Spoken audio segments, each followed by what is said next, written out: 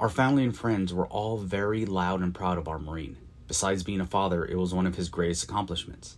It wasn't until he returned from combat that the energy shifted. We were still immensely proud, but he returned changed, obviously troubled, and with the undeniable signs of PTSD. Our pride soon shifted to worry for what his service to our country meant to our family, and most specifically him and his future. It takes hard work to separate the pain associated with my brother's death from the cherished memories of his boisterous life, his dash.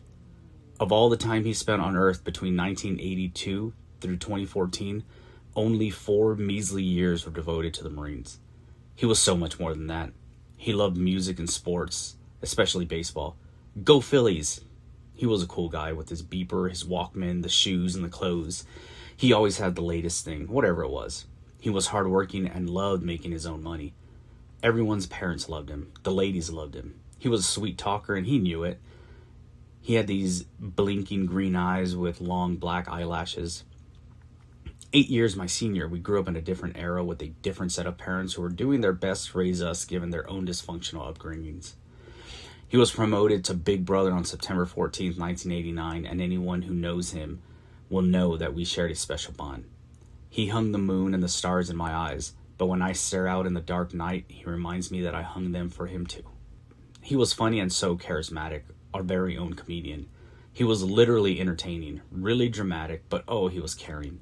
He had a huge heart and he was a giver. He liked cars and street racing. He was a passionate lover, or so I'm told. Yuck. But he was a husband, a romantic, apparently. He became a father first on June 29, 2005, and I know in my heart he became a changed man that day. Hopefully that is his favorite before and after. He became a father again to a total of 3 beautiful girls who are now blossoming into beautiful young women. To my brother now, if you're anywhere and can hear this message, your life didn't have to be defined by before and after the Marines or before and after the war. I accept and acknowledge it played a part in breaking you. It has some, but not all, responsibility for your absence. And I remember the memories when being a proud Marine brought you to the purpose of joy.